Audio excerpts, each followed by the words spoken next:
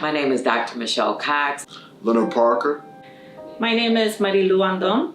My name is Jamita Brown. Trinity Johnson. My name is Keith Jacobs. I'm the Illinois 4-H STEM specialist with the University of Illinois Extension in Champaign, Illinois. So what is racism to me? All right.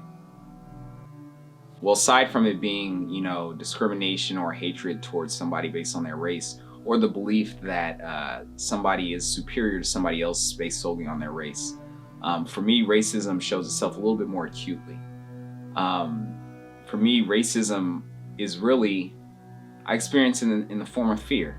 Fear of who I am as a person, as a Black man, and fear of those that look like me and sound like me and dress like me. And that fear in turn is coupled with actions that are based solely on those fears or those biases and those racist thoughts. So can I speak on an encounter or encounters that have happened to me while being in 4-H? Absolutely. Couple examples just in the workplace. Going to national conventions. So every year we have a national convention for 4-H.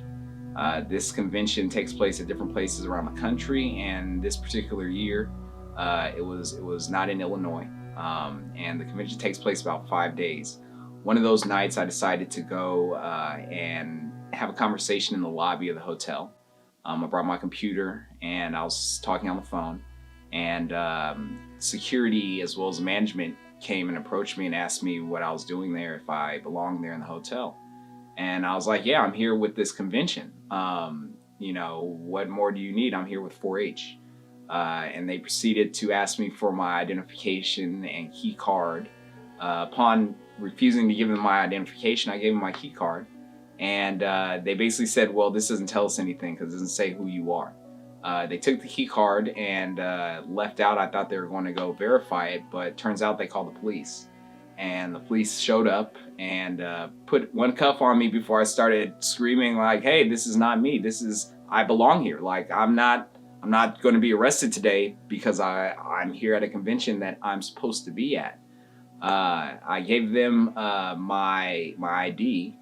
They matched that ID with the name on file and let me go, apologize. And that was the extent of the altercation for them. For me, it was much more than that. It was embarrassment. It was embarrassing to be there in a lobby that I was supposed to be at, especially around colleagues that were throughout the lobby, and having them see me in that position, knowing that I was supposed to be there and not just witnessing that, but also saying nothing and doing nothing about it. That's the part that hurt me the most about the experience. And that experience doesn't happen, in a vacuum. It's not an isolated incident. At the same conference, another one of my colleagues and I, another person of color, were walking through I believe we were on the 5th or 6th floor through the hallway, going to the elevator. And again, security and management asked us, okay, well, are you guys supposed to be here on this floor? What room are you guys in? Can we see your IDs and your key cards? We kind of just played it off and just showed them our key card, told them what room we were in, just kept walking. But that incident could have turned into another incident where the police were called and we were put in handcuffs and whatnot. And as we see, a lot of times those incidents turn deadly. And that's not something that I personally want to experience, Another time, another colleague of mine and I were sitting in the car outside of a training that we were at. And we were in the parking lot. It was probably about 8 o'clock at night. We had just come back from eating. And I guess somebody called the police on us as well there. We ended up getting approached from a police officer from the rear of the car. We didn't even see the guy there. I guess he parked somewhere else and kind of walked around to the back of the car and tapped on the glass and asked if I had license registration, asked us what we were doing there, if we were supposed to be there. They checked out our license, or my license, and the registration for the rental car, and let us go.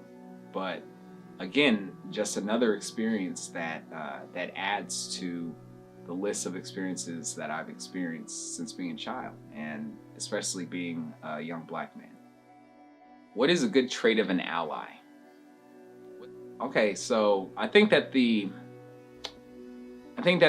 best quality of an ally is the ability and willingness to speak out against injustices. So whether those be heinous injustices that you may see on the street or those microaggressions you may see in the office, being able to say something about it when it happens is a powerful tool. It allows others to see that that's not okay, as well as letting people know that, hey, if this type of action happens, you will be called out for it. I think that in our culture now, we've grown used to a lot of things and have allowed a lot of this stuff to just persist over the years. And without consequence, it happens over and over again. So every person of color that I know of would be able to tell you a story just like that. So what motivates me to continue doing my work in this organization? Certainly. The simple answer is that I believe in it. I believe in the work that I do, and I believe in the youth that I'm able to reach. Unfortunately, working for an organization that has historically served primarily white audiences, there's not a wealth of youth from our communities of color in the organization. Most of the time, the youth that I meet that look like me have never met somebody like me, or never met a Black scientist, or somebody that went to college to get a science degree or went to grad school for similar things. Being an example to that young kid to say, hey, look, there's another dude that looks like me, he sounds like me, he acts like me, and he's doing these things in this environment. Maybe that's something that I can do too, and maybe it's something that I can achieve as well.